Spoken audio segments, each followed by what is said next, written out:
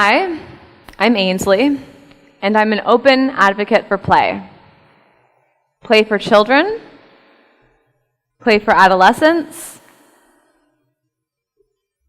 play for adults. An open advocate because the word play has become taboo to use in education past the early years. The word play is being hidden in words like free choice, independent exploration time, something I'm guilty of, discovery hour, even in recess. So there it is, I said it, play. And then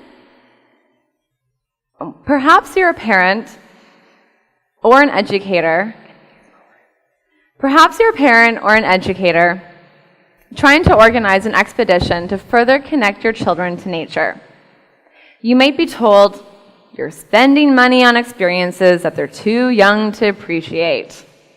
Or no aircon? It might be too hot. They might get hurt. Or worse, dirty. Is this trip dangerous? Is it necessary? You're taking them away from the classroom. Is there really any learning happening? And then my favorite, they won't remember, so why bother? Neuroscientists, cognitive psychologists, and educational researchers say otherwise. I am here to advocate that children do remember and that we should bother. As a nature lover, educator, and a global citizen who is concerned for the future of our children and our planet, I am here because this, to me, is personal. My great-grandfather originally bought property around a lake for mining, which was eventually passed down to my dad and his two brothers.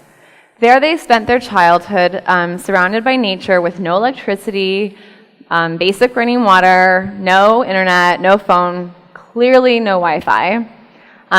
There's no gas-operated machines that are allowed on the lake, and to this day, it remains the same. And only if the wind is blowing a certain way will you maybe get a Wi-Fi signal strong enough to make a call. As a young child, I spent days, weeks, and sometimes months at my cottage by the lake.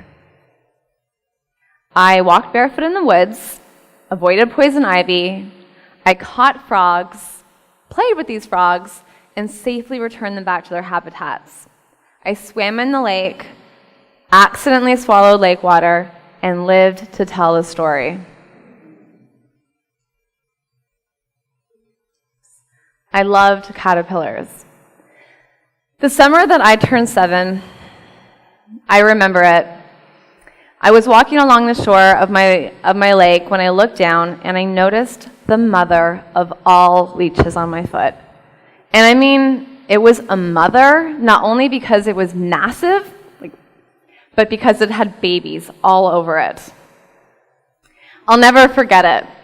Once my dad calmed me down, he was able to rip the mother off of me and then each baby. After I finished crying, I got right back into the water. No one told me to be careful, not to go there again. No one said, watch out, there may be leeches, because after all, it was just a leech. I don't remember a whole lot before the age of 5, but did those years leave a lasting imprint on me throughout my childhood and now as an adult? Absolutely. Research on brain development shows that early experiences leave a lasting imprint on the brain, particularly between the time of birth to at least the age of 5.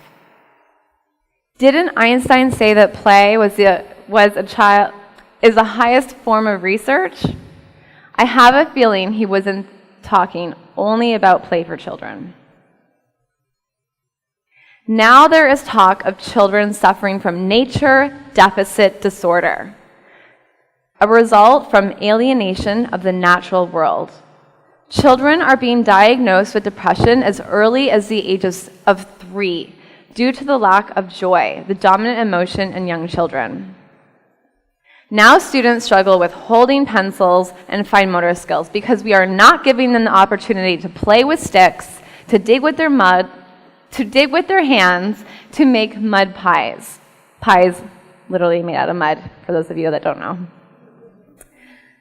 Monkey bars are lowered or removed altogether because children do not have the upper body strength to use them, and we fear that they might fall and break a bone.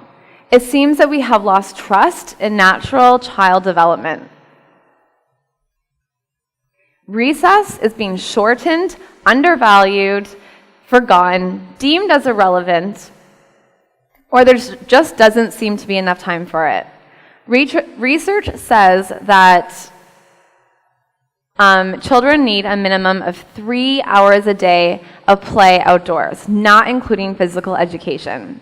An hour of recess allows children to decide where to play, what to play, who to play with, and finally to execute their play. 20 minutes of recess is not enough time. Children have just begun. Now we have to remind ourselves, don't kill the bees. Bees are the world's most important pollinators of food crops. When I was little and a bee stung me, I felt sad because I knew that once that bee stung, it would die. Letting children play in nature allows them to create meaningful, authentic, real-life experiences in order to build compassion, empathy, and connections to living things, something that we are so lacking in today's world. This cannot be learned from a worksheet. I worry about the fear that is being instilled in parents through global competition that their child will be left behind. If we push academics on our children at a too early of an age, we are possibly damaging their love of learning. Child readiness is essential, connections are essential, and play is essential. Oh, our young students may be able to read, so they will be able to literally understand what is happening to our rainforests. They will be able to infer what will happen once our rainforests are gone. But will they actually have these experiences to create a deep enough connection to nature that they will really care? This year, I am pushing back. And I feel that I'm lucky that I'm empowered by working at Ishmael where I can. I am striving to bring my children outdoors and to bring nature indoors. So as you are listening, I encourage you to think of ways to get your children playing outdoors and to be more connected to nature. And this applies to you too, secondary teachers. I have taken my class outdoor for extended outdoor play in the rain. They jumped, they ran, they climbed, they spun, they laughed. Pure joy. It is now scheduled into our weekly timetable. I encourage my children to play in the sandpit, take off their shoes, take off their socks, play with water, get muddy. Again, pure joy. Nature offers a variety of richer stimulation through different senses and indoors. And I'm just going to go back to this slide here. Because playing outdoors, free outdoor play has less structure than most type of indoor play, allowing for imagination, more creativity, and movement. I brought in dwarf hamsters as class pets into our classroom, and now they are part of our classroom community. That's Hammy, and that's Pom Pom, named by my students. One bites. That's okay, we've done a risk assessment though. Man. We have plants and we want more. We take care of these living things and we value their life. Here they're learning about aloe vera plants and the benefits to them and the joy and everything. They're rubbing them on the mosquito bites. They're just in complete awe that this can come from a plant. Being around nature reduces stress and fatigue for both children, adolescents, and adults.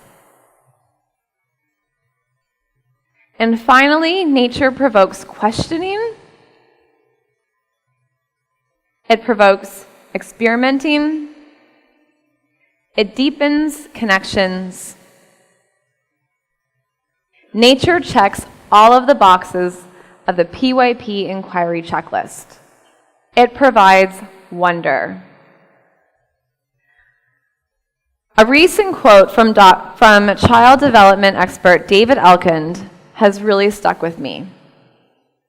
As an educator, believe in yourself.